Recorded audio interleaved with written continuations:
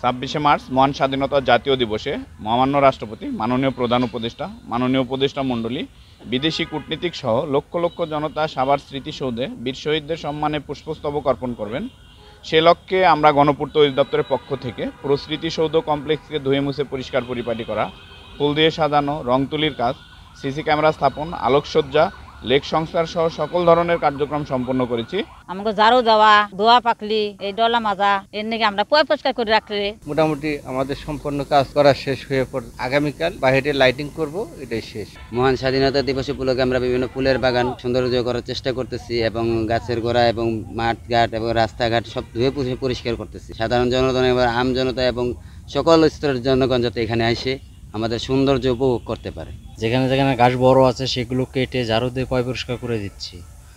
প্রধান উপদেষ্টা, অন্যান্য উপদেষ্টাতে ফুল দিয়ে শ্রদ্ধা জানানোর জন্য এখানে আসবে, তাই এই কাজগুলো করে রাখতেছি আমরা। সাভার স্মৃতিসৌধ মহামান্য রাষ্ট্রপতি, মাননীয় প্রধান উপদেষ্টা, মাননীয় উপদেষ্টা মণ্ডলী সহ লক্ষ লক্ষ জনতার শ্রদ্ধা নিবেদনের জন্য পুরোপুরি প্রস্তুত রয়েছে।